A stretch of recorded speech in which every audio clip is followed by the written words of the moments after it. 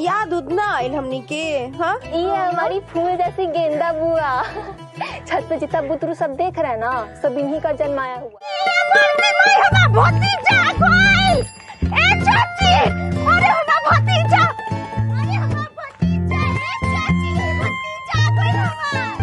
हो गया, जाइए 100 रुपए दिख रहा है भैया, जाओ। बाबू चीनू ला हमके देख नहीं पा रहा। हम गेंदा फुआ होई। हाँ, ठीक है। तो के ना के कोना में लेके घूम कोई से पता मुंह मत दे। मुंह दिखाई रखे 100 रुपए लाइए, जाइए। अरे 100 रुपए। लीजिए 100 रुपए। प्रणाम आप सभी को। मैं संजीव अरुण कुमार एक बार फिर से हाजिर हूँ आपके अपने चैनल अरुण टॉकीज में। और जैसा कि पिछली वीडियो में हमने बताया था कि हम मिलेंगे गाजीपुर की एक ऐसी बहू से जिन्होंने स्क्रीन पर ढेर सारे रोल किए हैं, और मैं ज्यादा समय नहीं लूंगा, मैं आपसे ही मिलूंगा। हार्दिक स्वागत है आपका अपने चैनल में। बहुत शुक्रिया संजीव, बहुत ज्यादा शुक्रिया। और मैं नाम भी इनकी ही जबानी सुनूंगा ताकि दर्शक जाने कि आप कौन है। मैं आपका परिचय जानना चाहूंगा। मेरा नाम है गरिमा विक्रांत सिंह। कहाँ से हैं आप?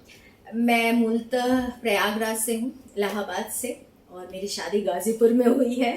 जी, ये बड़ा ही गौरव का विषय है कि गाजीपुर की आप बहू हैं, और हम लोग स्क्रीन पे इतना देखा करते थे, और आज मिलने का मौका मिला। दर्शकों के साथ भी आप रूबरू हैं आज। जी। दर्शकों को बता दूं कि सीरियल्स में आने से पहले इन्होंने ढेर सारा थिएटर किया हुआ है, पत्रकारिता की इन्होंने, दूरदर्शन के लिए भी काम किया। सारी चर्चा हम जारी रखेंगे आपके साथ। वो इलाहाबाद की थोड़ी सी जर्नी जरा बताएं। इलाहाबाद में मेरी स्कूलिंग इलाहाबाद में हुई है पूरी। पैदाइश मेरी देवरिया की है, और मैंने बायोकेमिस्ट्री से बीएससी किया है, और मैंने मास्टर्स किया है म्यूजिक वोकल में। तो ये मेरी यात्रा है। और थिएटर मैंने जब मैं ग्रेजुएशन में थी तब मैंने शुरू कर दिया था, और वो भी जो मेरे पति देव हैं इस वक्त, योगेश विक्रांत सिंह, उनके साथ किया था। तो हमने थिएटर किया कई सालों वहाँ पे। और जैसा मैंने बताया कि आकाशवाणी के लिए मैं काम करती थी। आकाशवाणी में जो भी लोग उधर के हैं, अगर वो रेडियो सुनते होंगे तो युववाणी आता है शाम को 5 बजे, तो उसकी कंपेयरिंग मैं और विक्रांत किया करते थे। और दूरदर्शन के लिए कुछ दिन काम किया हमने, पत्रकारिता की सहारा समय के लिए बहुत सालों लिखते रहे। और पढ़ाई तो हमारी जारी थी, वहाँ पे हम पढ़ भी रहे थे साथ में। तो ये सब कुछ लगातार चल रहा था। आपने संगीत में भी मास्टर्स किया हुआ है इलाहाबाद से। जी, अच्छा, ये आप केमिकल के साथ खेलते खेलते कैमरे पे कैसे खेलने लगे? मैं बहुत ईमानदारी से बताऊं, जब मैं 12th पास कर चुकी तो यूनिवर्सिटी के एंट्रेंस एग्जाम्स होते हैं, तो मैं बहुत प्रिपेयर थी, क्योंकि मैंने 12th जो किया था वो मेरा आर्ट से था। लेकिन मुझे लगा कि चलो एंट्रेंस दे रहे हैं। मैंने बीए का भी दिया था और बीएससी का भी एंट्रेंस एग्जाम दिया था। तो बीए में मेरा हुआ ही नहीं जी, और बीएससी में हो गया। तो मैंने कहा ये क्या हो गया? तो मैंने कहा अच्छा एक काम करते हैं, अगर मैं ड्रॉप करूंगी तो मुझे फिर से अगले साल एंट्रेंस देना पड़ेगा। तो साल ड्रॉप करने का कोई इरादा नहीं था। तो मैंने कहा कि चलो बीए, मतलब कि बायोकेमिस्ट्री से बीएससी ही कर लेते हैं। तो मैंने ज्वाइन कर लिया। तो आराम से 3 साल मैंने पढ़ाई की। और फिर चूंकि मैं म्यूजिक साथ साथ कर रही थी प्रयाग संगीत समिति से, टारगेट मेरा ये था कि मुझे म्यूजिक में ही सब कुछ करना है। पहले मेरा दिमाग था कि ठीक है मैं थिएटर कर रही हूँ, सारी चीजें कर रही हूँ, मुझे कहीं ना कहीं ये था कि मुझे यूनिवर्सिटीज में पढ़ाना है एज अ टीचर। ये प्लान था क्योंकि मैं म्यूजिक उसी तरह परस्यू कर रही थी। मैंने मास्टर्स किया था, मुझे वो रिसर्च भी करना था जी, बट आपने छोड़ दिया क्योंकि मुझे थिएटर, मुझे एक्टिंग इतनी ज्यादा पसंद आ गई थी। शायद मैं एक्सप्लोर नहीं कर पाई। बहुत बार होता है कि हम ढूंढ नहीं पाते हैं कि हम वाकई क्या करना चाहते हैं। हम बहुत कुछ इसलिए कर रहे होते हैं क्योंकि हमारे माता पिता हमसे कहते हैं कि तुम इसमें अच्छो ये कर लो, या मैं ये चाहता हूँ तुम डॉक्टर बन जाओ, तुम इंजीनियर बन जाओ। लेकिन हम खुद क्या चाहते हैं ये समझते समझते वक्त लगता है। कई बार होता है ना कि हनुमान जी के अंदर जो पावर है वो कोई और बताता है, तो वैसे जगाया किसी ने। और ये जगाने में कहीं ना कहीं क्या होता है कि आपकी उस खूबी को कोई देख लेता है, और वो देखा शांति भैया ने, जो मेरे जेठ हैं योगेश विक्रांत। लेकिन आपके डायरेक्टर भी थे वो पहले? हाँ, वो पहले मेरे डायरेक्टर थे। उन्होंने मुझे बहुत कुछ सिखाया है। उन्होंने अभिनय मुझे सिखाया है कि कैसे करना है। तो उन्होंने मुझे लेके पहला प्ले किया था, मेरा पहला प्ले, और वो बहुत हिट था, पांचू के नाम से, इलाहाबाद में। और विक्रांत तो हमेशा सपोर्ट में रहे, उन्होंने भी बहुत बारीकियां मुझे अभिनय की सिखाई। तो दोनों मेरे गुरु हैं सच मायनों में। योगेश विक्रांत सिंह एंड शांति भूषण मेरे अभिनय के गुरु हैं, इसमें कोई दो राय नहीं। मैं बता दूं कि जिन दोनों लोगों के नाम इन्होंने लिए, अपने हस्बैंड और जेठ जी का, दोनों ही लोग बेहतरीन राइटर हैं। मैं उनसे भी मिलाऊंगा बहुत जल्द। और स्क्रीन पे आपने बहुत बार देखा होगा, आमतौर पर क्या होता है कि पहले लोग अगर सीरियल से स्टार्ट करते हैं उसके बाद फिल्मों में आते हैं लेकिन आपने करियर ही पहले फिल्म से शुरू किया। जी, मुंबई आने के बाद मेरा पहला काम था हल्ला बोल, जो राजकुमार संतोषी जी की फिल्म है। मैं उसमें कास्ट हुई थी। अच्छी फिल्म थी, बेहद अच्छी फिल्म थी जी। अगर आप देखेंगे तो शायद आप मुझे पहचान पाए। उस समय मैं बहुत दुबली पतली सी थी, अब तो बहुत तकरीबन 10-15 साल पहले। हाँ 15, 16, 17 साल हो चुके हैं इस बात को। 2005 की बात है ये, 5 या 6 की बात है। तो लेकिन फिर वही बात है कि फिल्मों में बहुत वक्त लगता है। अब तो जल्दी जल्दी फिल्में बन जाती हैं, लेकिन उस दौरान क्या था कि सारी बड़ी फिल्मों में वक्त लगता था, साल 2 साल, क्योंकि एक्टर्स के डेट्स नहीं मिलते थे। तो वो होते होते किया तो मैंने, लेकिन मुझे समझ में आया कि इससे घर नहीं चलेगा भाई, इससे घर नहीं चलने वाला, क्योंकि रेगुलर इनकम चाहिए। तो उसके बाद फिर भैया ने मुझे बोला कि गरिमा तुम एपिसोडिक ट्राई करो, टीवी ट्राई करो। तो फिर मैं उस दिशा में मैंने सोचा, मैंने CID उसके बाद करना शुरू किया एपिसोडिक। हालांकि उसके लिए भी चयन बहुत मुश्किल होता था, क्योंकि कास्टिंग होती है, ऑडिशन लिया जाता है। बट फिर भी एक बार जब आप चुन लिए जाते हैं तो सबको पता चल जाता है कि अच्छा ऐसा अभिनय है, तो वो कहानी के हिसाब से बुलाते रहते हैं। तो मैंने कई एपिसोड उसके किए। उसके बाद आपका वो एक सीरियल आया परिवार, हाँ। उसके बाद प्रॉपर जो कंटिन्यूटी के शोज होते हैं, टीवी शोज, उसमें एक बहुत पहले शो आता था, 2006 की बात है ये,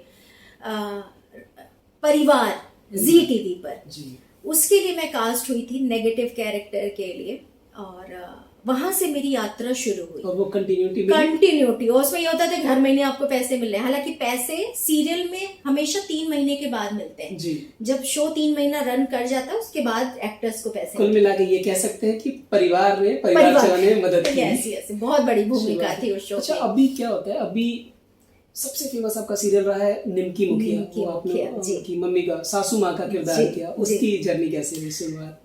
बहुत अच्छी। मेरे जो राइटर थे वो उन्होंने बेहद अच्छा लिखा था, जमा साहब, जो मेरे प्रोड्यूसर भी थे उस शो के जी। और मैं उसके पहले एक शो कर रही थी गुस्ताख दिल और इश्क का रंग सफेद, जो कलर्स पे आता था। और चूंकि निमकी बिहार की कहानी थी जी। और मेरी भाषा जो थी वो वैसी ही थी, थोड़ी बिहारी, थोड़ी भोजपुरी, तो उनको लगा कि अच्छा ये कर सकती है।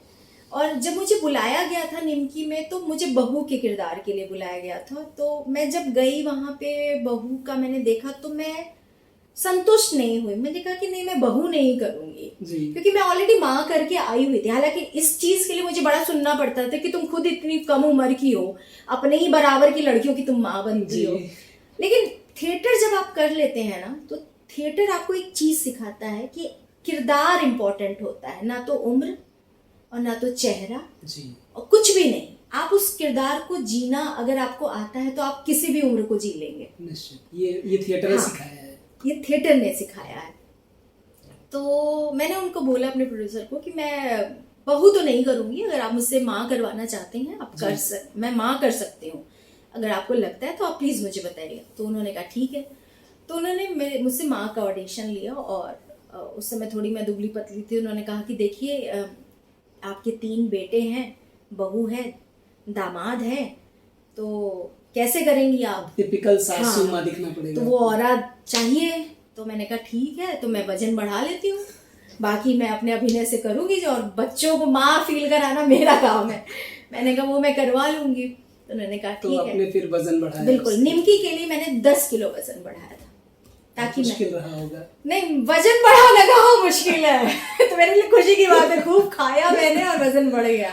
हालांकि उसके बाद कट डाउन करना मुश्किल होता है, बट ठीक है, माँ में एक औरा चाहिए होता है, उनका भी कहना सही था। और वो चला, आप सारे दर्शकों ने सराहा, मुझे प्यार किया, और आज भी उस किरदार के लिए मुझे फोन आते हैं, मैसेजेस आते हैं, और सच में दिल से शुक्रिया। वो सीरियल एक्चुअली इतना हिट था और नॉर्थ में तो लोगों ने बहुत कहीं ना कहीं वो कनेक्ट हो रहे थे कि ये तो अपने घर जैसी कहानी। बिल्कुल। वो बनारस वाली पृष्ठभूमि पे कहानी बनी थी एक सीरियल, वो कौन सी एक सीरियल? वही इश्क का रंग सफेद था, जिसमें बनारस में जो विधवाएं हैं हाँ, उनके जीवन पर आधारित था। आपका क्या कैरेक्टर था उसमें? मैं उसमें जो धानी का किरदार था उसकी मदर का रोल प्ले कर रही थी, और कहानी इतनी सुंदर थी कि मैं भी विधवा हूँ और मेरी 16 साल की लड़की भी विधवा है।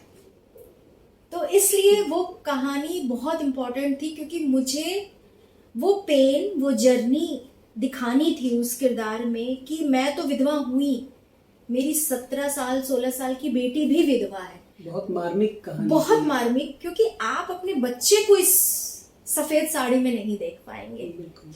जहाँ पे जब बच्चे जिस उम्र में उसको रंगों से खेलना चाहिए, लोगों के बीच होना चाहिए, अपना जीवन जीना चाहिए, वहाँ वो विधवा आश्रम में पड़ी हुई है।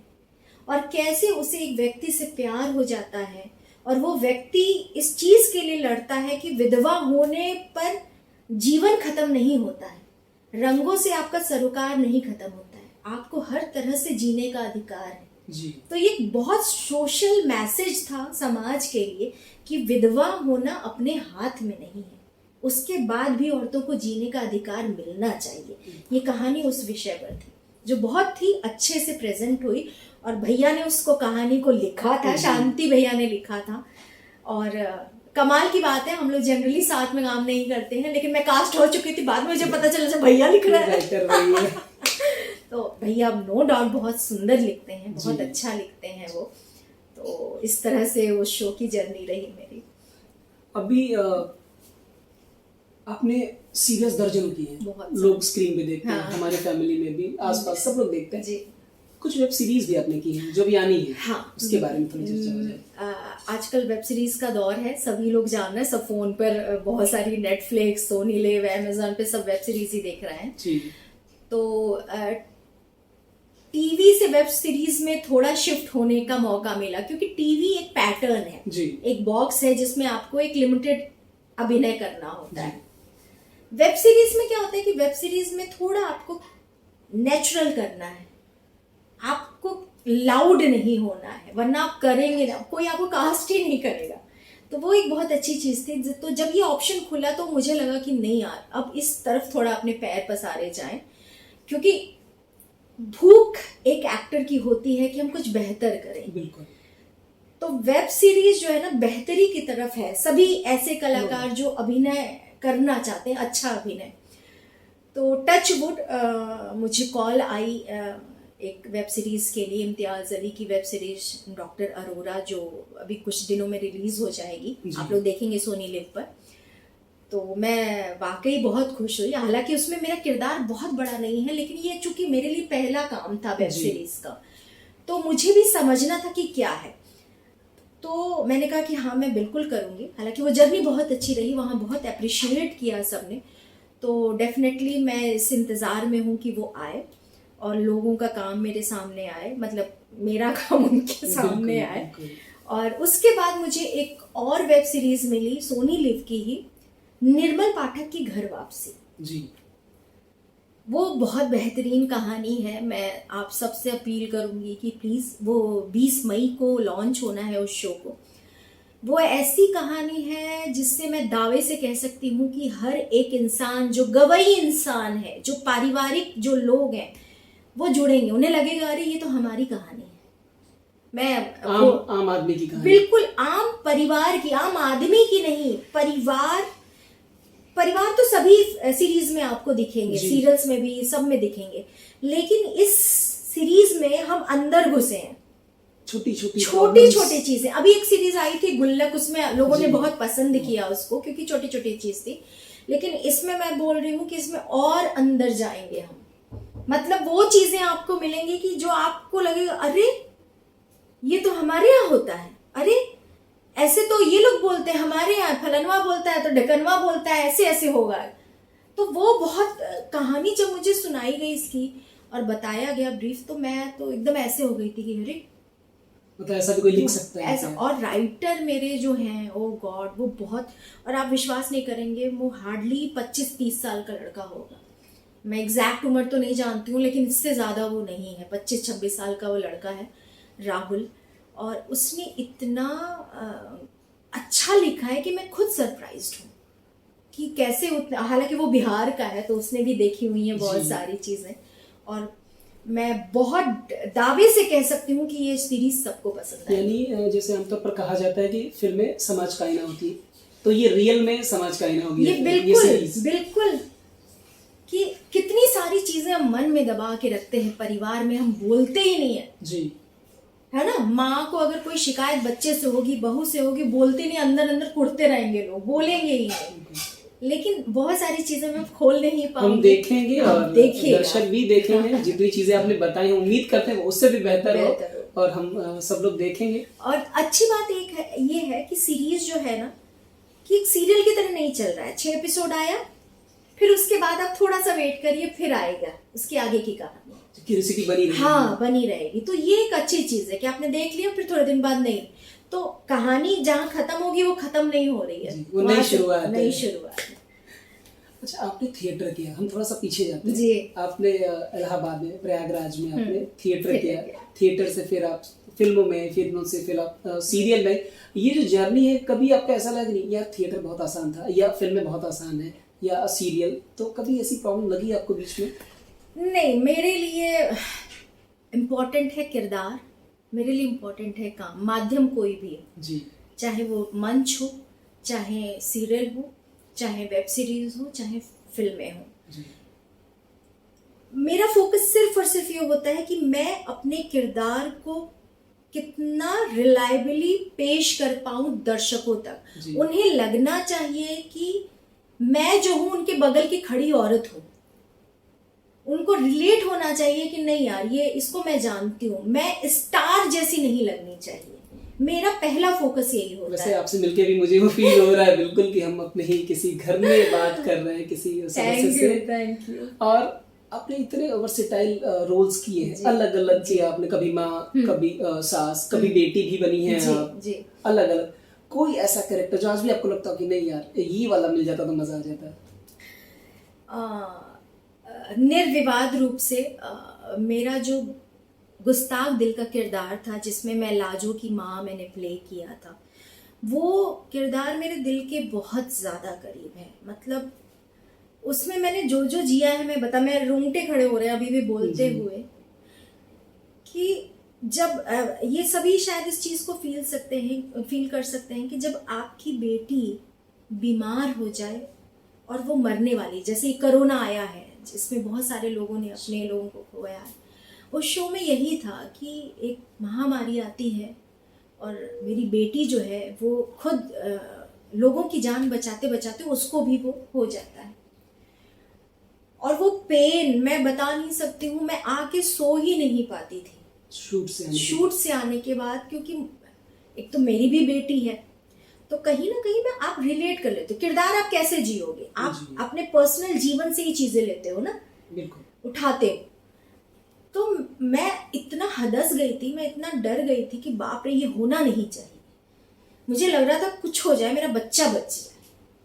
और मैं अभी भी एपिसोड देखती हूँ तो मैं रोने लगती हूँ। वो 1 महीने का हमारा चंक था जो पूरा हॉस्पिटल का था, और मैं पागल उसमें से उस शो की कहानी ये थी कि हम गांव में रहते थे, हम बहुत गंवई लोग थे, और शादी एक अजीब सी स्थिति में शहर के एक लड़के से हो जाती है।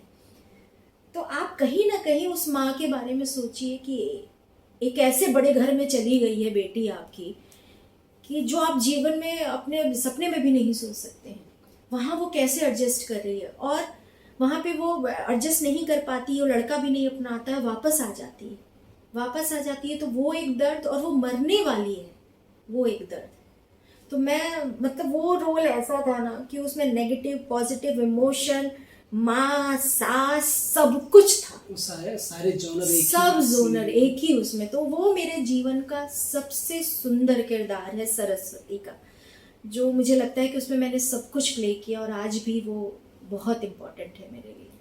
और निमकी तो खैर नो डाउट, निमकी को मैं बोलूंगी कि वो बहुत वेल रिटन और बहुत अच्छा किरदार था। जी, वो तो लोगों ने बहुत पसंद किया है लोगों ने। तो मैंने पहले भी बताया था दर्शकों को कि दर्जनों सीरियल आपने किए, सबके नाम मैं दे दूंगा लिस्ट में ताकि आप लोग देख सकेंगे कि क्या काम रहा है आपका। और बहुत मजा आया आपसे बात करके।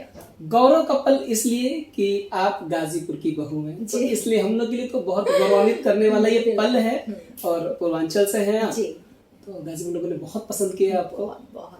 और मैं दर्शकों से उम्मीद करूंगा कि आप देखें, आप ये गाजीपुर की बहू हैं, फिल्म इंडस्ट्री में अपनी जड़ें जमा चुकी हैं, बेहतर काम कर रही हैं, तमाम अवार्ड्स मिले हुए हैं। और बहुत जल्द हम मिलेंगे आपके पतिदेव से भी, जो कि बहुत वेल नोन राइटर हैं, सीरियल्स और फिल्मों के लिए लिखा उन्होंने। तो दर्शकों के लिए कुछ ऐसी सलाह, या गाजीपुर के लिए कभी आपने कुछ सोचा कि ये एक सवाल है मेरा जो गाजीपुर से जुड़े लोग हैं कि गाजीपुर के लिए क्या ऐसा कोई प्लान कि हम गाजीपुर को विकसित देखें किसी भी क्षेत्र में जो आप बिल्कुल बिल्कुल। मैं गाजीपुर बहुत उर्वर है, मैं जो जानती हूँ, मैं जितना रही हूँ वहाँ पे, मैं एक्चुअली सही बताऊँ तो मैं प्रयागराज की कम और गाजीपुर की ज़्यादा हो चुकी हूँ, क्योंकि वहाँ पे बहुत क्षमता है, बहुत क्षमता है, उसको एक्सप्लोर करने की ज़रूरत है। मुझे लगता है वहाँ का बच्चा जो है ना, उसमें बहुत आग है। और बस वही बात है कि दिशा मिल जाए ना तो सब फाड़ के आएंगे जी, इसमें कोई शक नहीं है। क्योंकि वहाँ एक तो वो एकदम गंगा किनारे है वो, तो हाँ शुरुआत तो बना हुआ है और कुछ तो है एक्स फैक्टर गाजीपुर में। मैं ये बहुत ईमानदारी से बोलूंगी भाई कि कोई तो एक्स फैक्टर है उस शहर में, उस गांव में, और जहाँ पे वो एनर्जी या वो करंट लेके लोग आ रहे हैं और स्टैब्लिश होते हैं। मेरा बहुत सारा काम जो है, मैं आपको बताऊं, बहुत प्रेरित किया। जैसे मैं शुरू में, मुझे भोजपुरी नहीं आती थी, मैं बहुत ईमानदारी से आप लोगों को बताऊं, मुझे बिल्कुल नहीं आती थी। मैंने सीखा है। जब मैं गई शादी होकर तो ऑब्वियस है कि सर सब भोजपुरी बोल रहे हैं, मैं क्या करूं? तो मुझे सीखना पड़ा। मैंने अपनी भाभी से, मेरी जेठानी से सीखा है, मैंने अपनी सास से सीखा है। तो बहुत सारे जो चरित्र आप लोग देखेंगे उसमें मिक्सचर है इन दोनों का, वहां से उठाया है, मैंने सीखा है। तो गाजीपुर की देन है कि शायद मैंने इतना किया है या मैं कर पा रही हूँ। ये गाजीपुर शहर ही ऐसा, आमतौर पर हम जानते हैं गाजीपुर को कि वो वीरों की धरती है, शहीदों की धरती है, लेकिन शायद आप जैसे लोगों से मिलने के बाद में बहुत ज्यादा लोगों से मिला गाजीपुर के जो इस फिल्म इंडस्ट्री में बहुत सफल है, कहीं ना कहीं कह सकते हैं कि गाजीपुर कलाकारों की भी धरती बिल्कुल बिल्कुल कलाकारों की धरती। हमें शायद अभी पता नहीं है कहाँ कहाँ कौन कौन छुपा है, और अच्छी बात है कि आप ढूंढ के निकाल रहे हैं। लोगों को पता चलना चाहिए कि और कौन से लोग हैं जो इस फील्ड में काम कर रहे हैं और अच्छा काम कर रहे हैं, ताकि और भी वहां रहने वाले लोगों को प्रोत्साहन मिले कि अगर हम कर सकते हैं तो आप क्यों नहीं। अपनी प्रतिभा को अपनी पहचानिए कि आप क्या बेहतर कर सकते हैं और बिल्कुल करिए। पूरे गाजीपुर की तरफ से जो भी दर्शक देख रहे हैं, जहां तक वीडियो जा रहा है, उन सब की तरफ से आपका हार्दिक आभार। Thank you. और आपका कीमती समय देने के लिए। एक सवाल रह गया, वो मैं बस पूछना चाहूंगा कि फिल्मों में, सीरियल्स में एक्टिंग करने के लिए अभिनय का सीखना जरूरी है? बेहद बेहद। सब लोग ऐसे ही चले आते हैं, प्लीज ऐसे मत आइए। मैं अपने हर इंटरव्यू में बोलती हूँ जी, सीख कर आइए। जब आप सीख कर आएंगे ना तो आपके काम को यहाँ पे अपनाया जाएगा, क्योंकि सीखा और नहीं सीखा वही बात है कि पढ़ा लिखा व्यक्ति दिखेगा, नहीं पढ़ा लिखा वो भी दिखेगा। आप मुंह खोलेंगे तो पता चल जाएगा कि भाई ये पढ़ा लिखा नहीं है। तो थिएटर या रंगमंच या अभिनय भी ऐसा ही है कि आपको अगर आना है अभिनय की दुनिया में, किसी भी चीज में, तो उसकी थोड़ी सी पढ़ाई कर लीजिए ताकि आपको बेसिक्स पता चल जाए। तो वो बेहद जरूरी है। तो आप थी हमारे साथ गरिमा विक्रांत सिंह, जिन्होंने इतनी अच्छी सीख दी कि निश्चित रूप से आपको सीख कर आना चाहिए तो काम मिलना आसान है।